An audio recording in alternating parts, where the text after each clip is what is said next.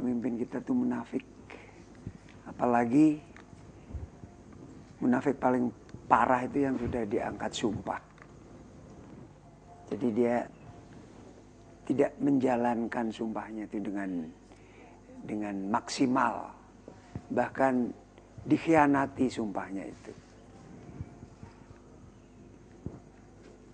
Nada semua ingin ada perubahan itu udah dari rakyat biasa yang paling rendah, mahasiswa, kemudian ya masyarakat ini tadi dari 5 yang telepon ini nadanya kan sama semua. Pengen perubahan. Kita sudah berusaha. Tolong dibantu juga oleh mahasiswa dan masyarakat yang menentukan kan nanti ridho Allah. Kita memang pengen perubahan. Dan gak mungkin ada perubahan seperti menarik benang dalam tepung, tepungnya gak akan ambiar. Sedangkan kemarin lebaran aja kurbannya 600 lebih. Naik haji 400 lebih. Kalau kita ingin perubahan, masa sih gak ada yang lecet? Gak mungkin. Terima kasih Mas Pong. Dan dari Pak Hatta, solusi yang Anda tawarkan seperti apa? Iya, jadi memang yang paling murah itu kalau bisa Pak SBY segera mundur gitu loh. Baik-baik serahkan ke MPR, lalu MPR mencari pemimpin yang baik-baik. Masa nggak ada dari rakyat Indonesia ini? Itu yang murah. Tapi memang itu tidak mungkin dan itu tetap memadukan antara movement itu, ya people movement dengan sambil mencari atau merubah mindset cara berpikir rakyat juga. Karena begini, lupakan deh cari pemimpin yang ganteng, pingin kau cari ini yang kaum ibu ini juga harus dicuci otaknya supaya pilih pemimpin itu nggak usah pikir yang gitu-gitu gitu. Enggak, kita enggak usah ibu-ibu, kita juga ketipu kok. Iya. Nah, termasuk Mas Pong yang dukung SBY ini tuh. Jadi menurut saya itu pemimpin yang kita pilih itu yang jelas track recordnya, adakah pembelaan dia kepada rakyat, apakah dia dalam riwayat hidupnya ada prestasi, apakah track record dalam berbagai bidang cukup bersih dan sebagainya. Kriteria-kriteria sederhana ini bisa menjaring banyak orang untuk berkompetisi gitu. Nah, dengan kompetisi itu silakan lewat mekanisme demokrasi itu kita pilih. Jadi bukan memilih orang kayak presiden idol gitu kan. Jadi lucu. Ini paradigma ini harus berubah. Jadi pencerahan ke rakyat lewat memilih pemimpinnya. Misalnya kita lihat pemimpin Iran ya, Ahmadinejad tuh saya lihat tuh orang terjelek di Iran kayaknya itu. Iya kan? Maaf ini pendukungnya Ahmadinejad nih secara fisik ya. Dia sederhana pakai jasnya lusuh dan sebagainya, tapi kan pemikiran, nyalinya dan sebagainya untuk memperbaiki nasib rakyatnya, konsistensinya untuk hidup jujur, untuk hidup benar itu luar biasa. Nah, merubah wajah Iran tanpa negara yang tidak punya hutang, rakyatnya sejahtera. Dan kalau ada ancaman-ancaman dari negara kapitalis yang ingin menghancurkan dia, rakyatnya solid dan sebagainya. Jadi seperti itulah kira-kira mimpi kita untuk Indonesia ke depan ini, dan insya Allah Indonesia ini akan besar. Ini raksasa seperti Pak Rizal Ramli bilang tadi, raksasa yang tidur, yang mungkin harus disuntik apa gitu loh. Tidur apa koma? Ini.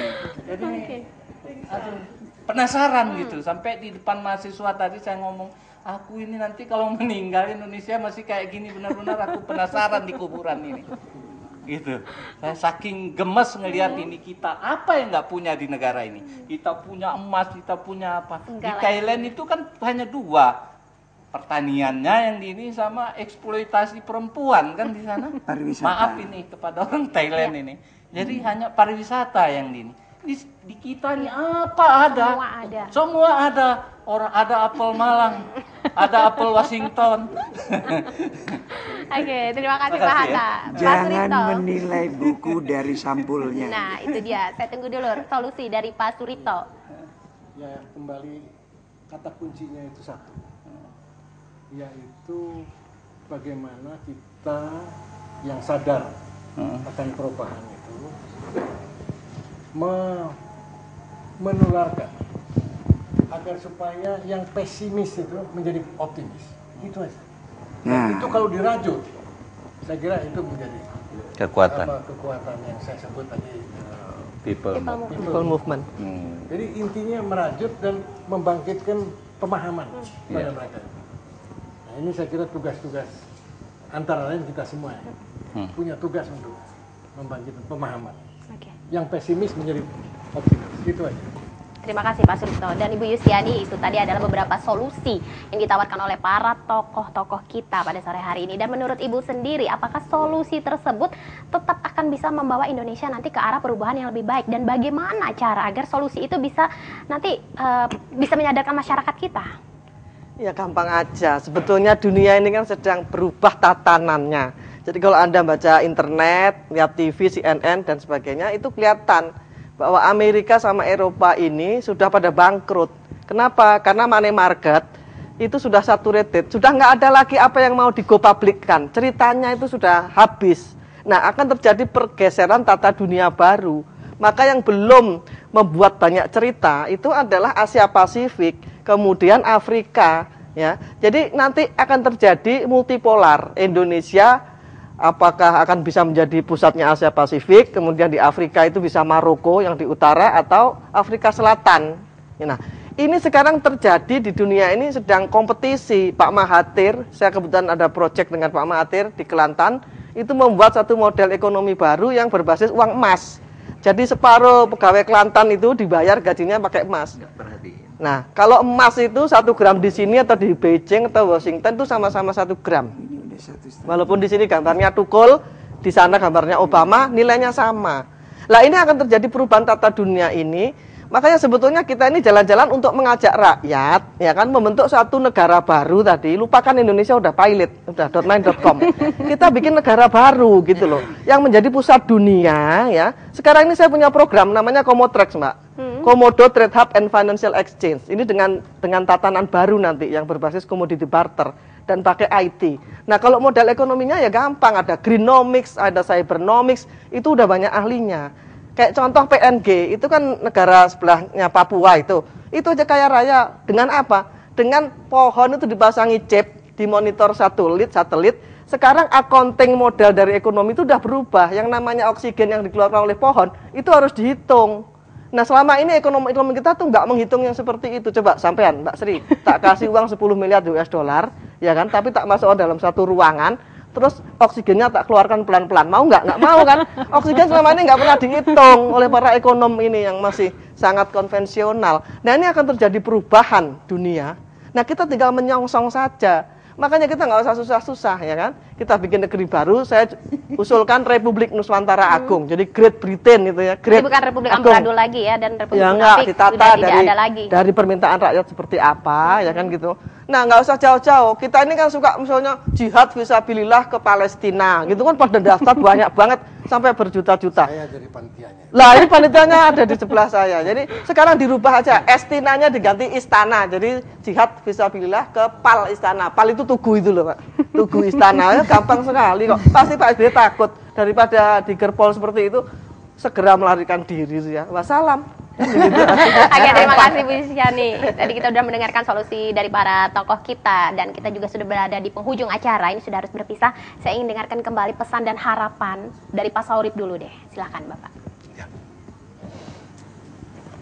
Ketika kita menghadapi masa depan yang suram, terkhusus adalah adik-adik mahasiswa dan anak-anak muda yang tidak ada kepastian masa depan, maka jangan serahkan nasib kita kepada siapapun, kecuali kepada diri kita sendiri. Mari berupaya untuk mengadakan perubahan. Karena di negara lain, permasalahan kesejahteraan bukan semata-mata karena takdir, tetapi bagaimana negara itu dikelola dengan baik. Yang tidak punya sumber daya pun ternyata rakyatnya sejahtera. Untuk itu, jangan biarkan negara ini punah. Bersatulah dengan semua kekuatan yang menginginkan perubahan. Terima kasih Pak Saurip. Dari Pak Rizal Ramli, silakan Bapak. Saya malah sangat optimis. Karena tadinya terlalu banyak yang ditutupi, rakyat kita nggak tahu. sekarang semua kejahatan, berbagai macam masalah dibukakan buat rakyat kita. Perubahan itu hanya bisa terjadi kalau kita memahami apa yang nggak beres, kejahatan apa yang terjadi. Dan saya lihat ini tondo-tondonya, memang tondo-tondo bakal ada perubahan, apalagi ada krisis ekonomi dunia yang akan punya dampak ke Indonesia dalam 2 kuartal ke depan. Ada krisis kepercayaan terhadap pemerintah yang sangat korup ini. Korupsinya luar biasa. Kalau zaman Pak Harto itu kroni sama kakak, sama keluarga aja. Kalau sekarang ya dari istana, gubernur, bupati ke bawah. Ya, ini rejim yang korup. Oleh karena itu tidak bisa dilawan lewat prosedur resmi. Tidak bisa dilawan dengan rapat-rapat di DPR. Memang harus dilawan dengan kekuatan dan gerakan rakyat. Dan itu insya Allah akan terjadi dalam waktu yang tidak lama lagi. Kami minta dukungan dari kawan-kawan seluruh Indonesia. Ini waktunya untuk berpikir, berbuat, dan bertindak untuk Indonesia lebih baik. Terima kasih Pak Rizal Ramli. Dan Mas Pong silahkan. Pemirsa, kita kan nggak mau kan kalau disebut bangsa tempe. Pasti pemirsa masih cinta sama negeri ini, masih merasa memiliki negeri ini, kemudian ingin melestarikan negeri ini, dan memajukan negeri ini. Kita nggak bisa hanya berberapa ini untuk merubah, kalau tidak didukung sama dibantu oleh masyarakat Indonesia yang masih cinta dengan negeri ini. Mari kita bergerak serentak. Rubah keadaan. Jadikan Indonesia yang kaya raya ini benar-benar makmur, adil, rakyatnya sejahtera. Sekian. Terima kasih Mas Pong. Pak Hatta silakan.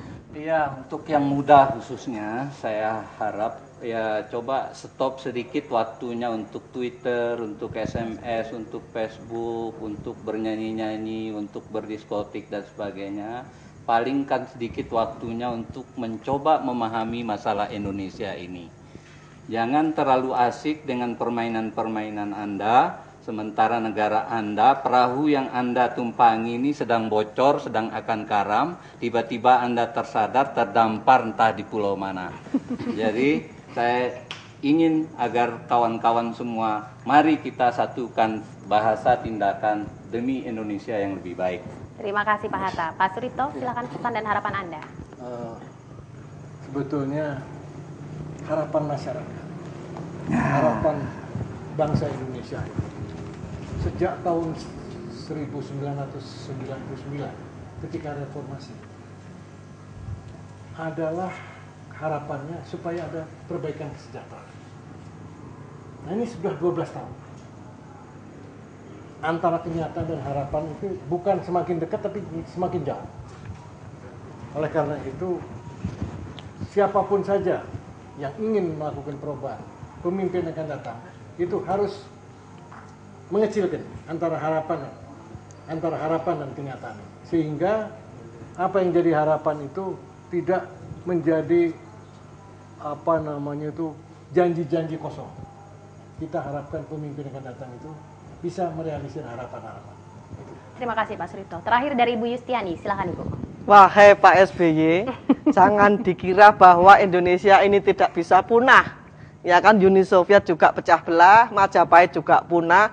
Jadi kalau masih berlanjut seperti ini, daerah-daerah justru akan memisahkan diri dan tidak mungkin Bapak dicatat sebagai tonggak sejarah yang memunahkan Indonesia. Nah, ini pesan dari Malang.